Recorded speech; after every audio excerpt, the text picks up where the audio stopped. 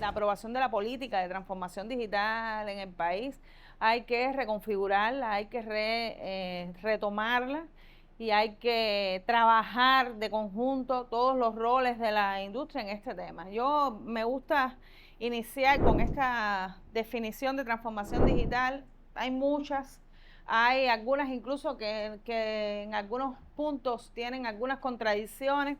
Esta es de un decreto de urgencia de la República de Bolivia, cuando aprobaron los temas relacionados con la estructura que iba a atender desde el gobierno la transformación digital, y lo hicieron en un decreto de urgencias en el 2020. Es muy interesante como lo plantea en ese decreto. Los convoco a que lo revisen y lo lean. Ahí plantean la transformación digital como un proceso continuo, disruptivo, estratégico y de cambio cultural, que se sustenta en el uso intensivo de las tecnologías digitales, sistematización y análisis de datos para generar efectos económicos, sociales y valor en las personas. Fíjense que cuando estamos hablando del concepto de transformación digital, estamos hablando de un concepto que es directamente proporcional a la calidad. Si no logramos tener productos y servicios disruptivos que usen las tecnologías digitales con calidad, que generen efectos económicos, sociales y valores a las personas, si eso no lo podemos medir, si eso no lo podemos asegurar, si eso no lo podemos probar, no tendremos transformación digital. En ese sentido, resaltar algunos conceptos que marcan la diferencia de la etapa nueva. Lo primero es lo disruptivo. Lo disruptivo es la forma distinta de hacer las cosas, en este caso con el uso de las tecnologías digitales, y que ya es un hecho. Las tecnologías digitales están incidiendo en cada una de las cosas que hacemos, en las cosas en cómo trabajamos, en cómo vivimos, o sea, los cambios disruptivos. Nosotros lo que somos es actores también de la construcción de esa disrupción. El cambio cultural no solo es un cambio cultural en las personas, es un cambio cultural de las organizaciones. Y como todo cambio cultural, cuesta mucho, es costoso y es complejo. Si ese cambio cultural no lo hacemos velando por la calidad de lo que ofrecemos, puede ser un arma de doble filo para las organizaciones que estamos convenciendo de esta transformación. Tercero, es un proceso continuo. Y pareciera un déjà vu de cuando hablábamos de los procesos iterativos e incrementales. Este es un proceso que no es discreto, es un proceso que tiene que ser continuo. Hay que trabajarlo desde que empieza hasta que sigue, pero tiene que tener agilidad. Y igual pareciera un déjà vu de cuando en algún momento empezamos a hablar de las metodologías ágiles, y tienen que ser con resultados pequeños, funcionales, con calidad, que se le entregue al cliente. Y me gusta hacer siempre la analogía con los juegos infantiles de los bloques, que antes eran piezas grandes, cuando algunos usábamos, eran piezas grandes, y cada vez los Legos son piezas más chiquitas.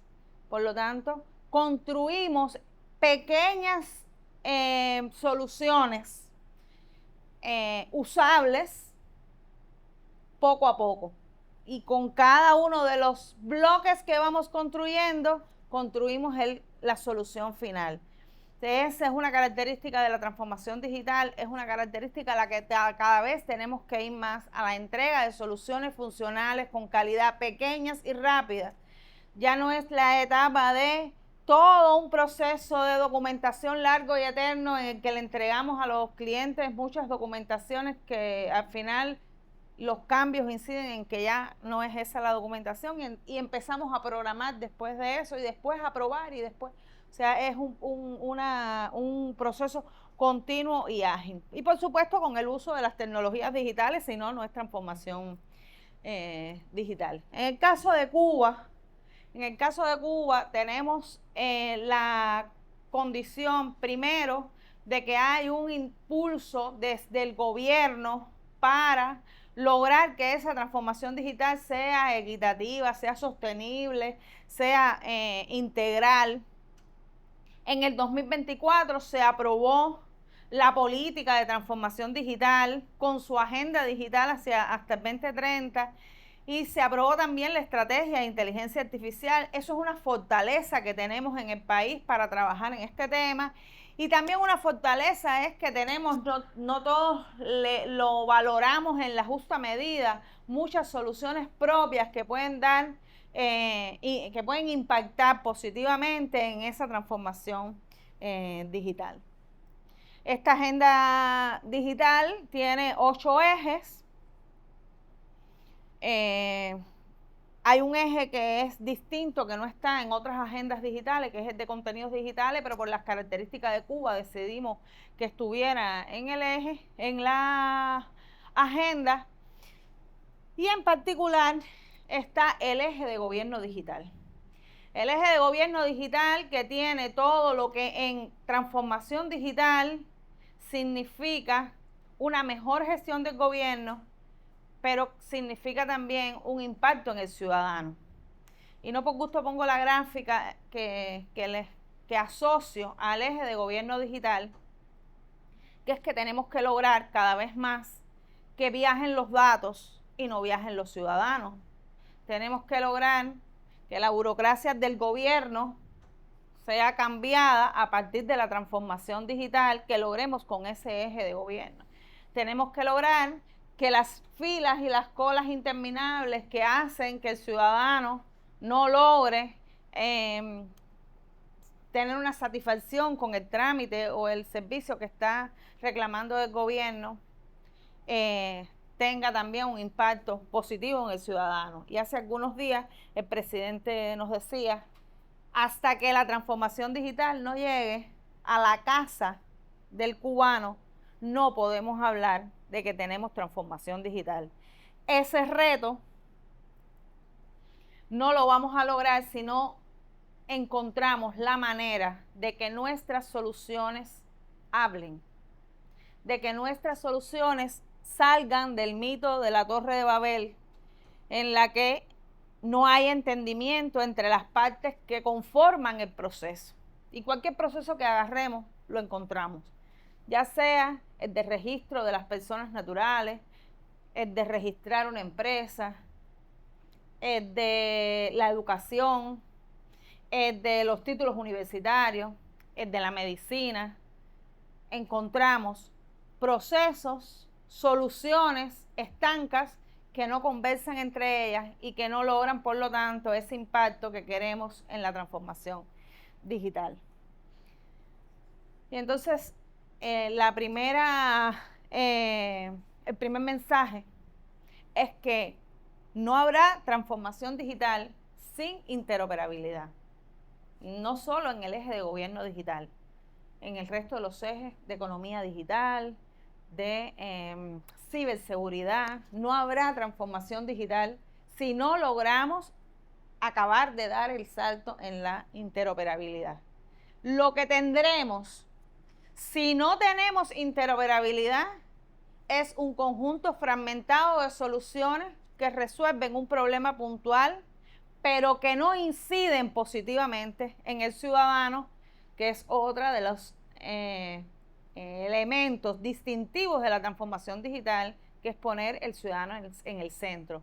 Es que se satisfaga al ciudadano y no al gobierno, que se satisfagan las necesidades de los cubanos y no las necesidades específicas de cada una de las ministerios, agencias, institutos del país. Por lo tanto, por eso es que es esencia, no es algo más, es esencia la interoperabilidad en la transformación digital. Bueno, ¿qué es la interoperabilidad? Muy básico, es la interacción que tienen las entidades para alcanzar los objetivos a través del intercambio de información, conocimientos, procesos y datos. Lo que pasa es que en ese concepto hay un elemento a tener en cuenta.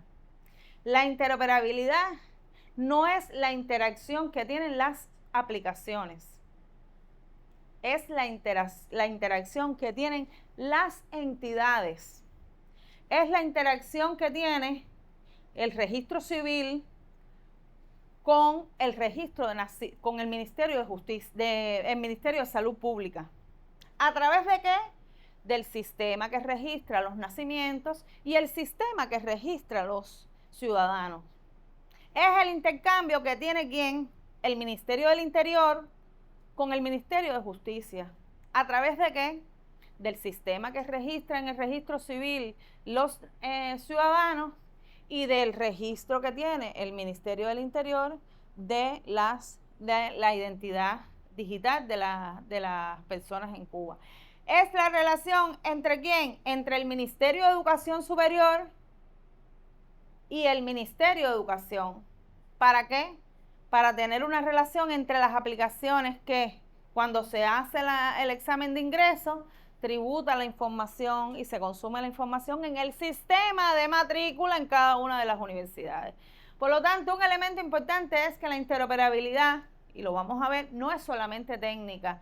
Hay una gobernanza de la interoperabilidad y hay una interoperabilidad organizacional que son la base para que funcione la interoperabilidad técnica, que no es la esencia en el tema de la interoperabilidad. Y en intercambio de información, conocimiento, procesos y datos. No es solo el microservicio o el servicio o en el estándar que se use o en el modelo que se use que te transfiere el dato y datos que tú consumes. Es todo lo que alrededor de eso está. La interoperabilidad y el intercambio de información en el Estado son complejos, no es simple. Nosotros estamos construyendo ahora esa telaraña. Esa telaraña no es de Cuba, pero nosotros estamos seguros que con las complejidades además de nuestros procesos vamos a llegar a construir una telaraña tan parecida a esa, porque las interacciones son punto a punto. Hay ya algunas técnicas de inteligencia artificial que permiten simplificar un poco la telaraña de la interoperabilidad, pero inevitablemente vas a tener una interacción que te va a construir esa telaraña. Nosotros estamos haciendo ahora un ejercicio que nos está llevando a construir este proceso.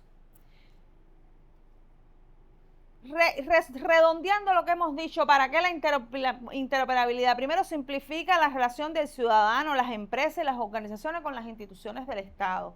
O sea, no es solo la relación persona-gobierno, es también la relación gobierno-gobierno, es la relación empresa-gobierno, es la relación del ciudadano con las empresas.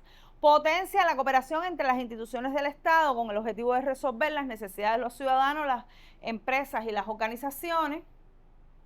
Incorpora estándares básicos y volvemos a entrar entonces en los temas de calidad.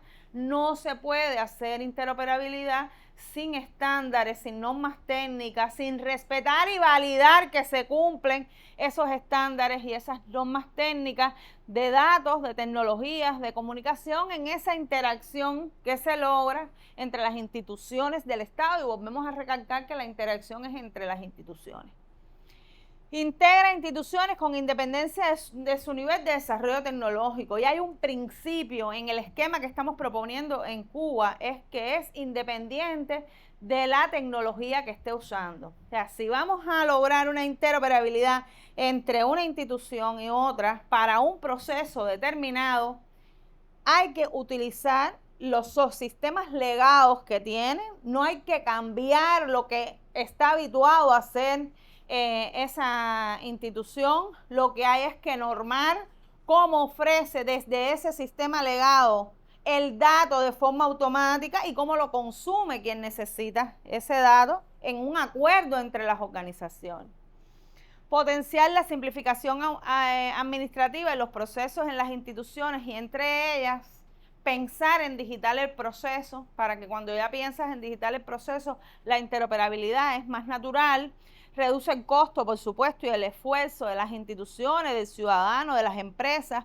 Hay unas estadísticas que hablan de que solamente con lograr la interoperabilidad en los servicios públicos se logra un ingreso al PIB del 0,2%, un crecimiento del PIB en un 0,2%, solamente con lograr la interoperabilidad. y propicia un clima de negocios favorables y competitivos en el país. Nosotros visitamos una institución en Estonia que es la encargada de la creación de empresas, la aprobación de empresas, y nos crearon una empresa en 15 minutos. Todo interoperable. No hubo que entrar un dato, incluso con recomendaciones de inteligencia artificial, usando inteligencia artificial, cuando tú querías poner la empresa en esta dirección que tú la seleccionabas del registro, del catastro, te decía, ahí hay más empresas como la tuya, puedes tener competencia, eso puede ser malo o puede ser bueno, tú decides, porque puede ser bueno porque se pueden generar alianzas, puede ser malo porque no puedes ofrecer un buen servicio. A partir de eso, y con el reto de definir el esquema nacional de interoperabilidad para Cuba, asumimos y aplicamos la metodología que propone Alejandra Nacer, una experta en los temas de interoperabilidad de la CEPAL, en la que ella propone unos pasos para el diseño y la implementación de las estrategias de interoperabilidad en los países. Con esos pasos fuimos avanzando inicialmente en un proyecto que ya culminó y que creo que lo presentamos algunos de sus resultados en el evento pasado, que hablaba de diseñar el esquema nacional de interoperabilidad que creara condiciones necesarias para garantizar un adecuado nivel de interoperabilidad en aquel momento el proceso de informatización cuando diseñamos el proyecto. Participaba el Ministerio de Comunicaciones, la UCI, la Unión de Informáticos, la UNEI, CETI y CISMA en este proyecto.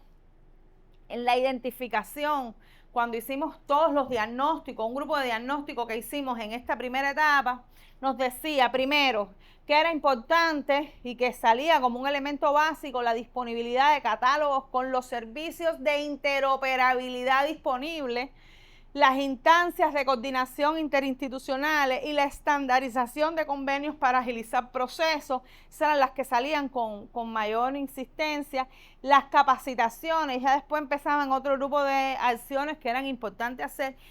Se las remarco porque en la medida en que avanzamos en la aplicación de la metodología, incorporamos algunos de estos elementos que ya están funcionando. Estudiamos el marco europeo y el modelo de madurez de la interoperabilidad del Banco Internacional para el Desarrollo.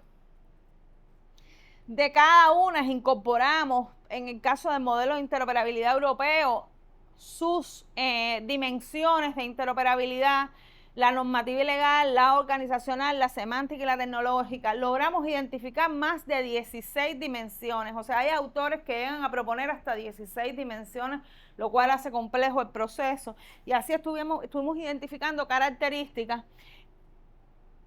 Aplicamos Canvas y entre los elementos de Canvas que definimos, que están definidos en el esquema, identificamos cuáles son los clientes y cuáles son los aliados claves para lograr que el esquema nacional de interoperabilidad tenga éxito y se pueda implementar. Elementos interesantes que salieron como aliados clave con muchísima puntuación en el análisis que hicimos en Canva: la presidencia, la Asamblea Nacional, los diputados. Como clientes, el banco, los gobiernos municipales, o sea, hubo elementos que no habíamos tenido en cuenta y que salieron en la aplicación del instrumento y del ejercicio. Y con esto logramos diseñar el esquema nacional de interoperabilidad cubano, que estamos tratando de que este año como resultado salga una norma jurídica del Ministerio de Comunicaciones que reconozca el esquema nacional de interoperabilidad cubano como la base técnica para la implementación de la interoperabilidad, y de esa manera continuar entonces con los siguientes pasos, que uno de ellos es la definición de la plataforma de interoperabilidad que se está evaluando, una plataforma de Estonia, XROA, que está usada en más de 20 países como plataforma tecnológica para montar encima de ella lo que definamos. partiendo además de entender, y eso es uno de los elementos que hemos insistido en la capacitación, de la diferencia entre lo que es un servicio público y lo que es un servicio de interoperabilidad. Porque eso hay que hacérselo entender a los decisores, a los servidores públicos, a los técnicos, a los implementadores y a los probadores. Hay que hacerle entender cuál es la diferencia entre un servicio público y un servicio de interoperabilidad, en el que el servicio de interoperabilidad es un mecanismo técnico que permite que diferentes sistemas, aplicaciones o entidades intercambien información y funcionen de manera coordinada. Y en el caso del servicio público es el que presta el Estado al ciudadano. Para un servicio público pueden haber N servicios de interoperabilidad funcionando. Y un servicio de interoperabilidad puede ser usado en más de un servicio público. Bueno, ahí está lo que hemos estado conversando de la diferencia entre uno y el otro. ¿En qué otro elemento avanzamos? En la definición de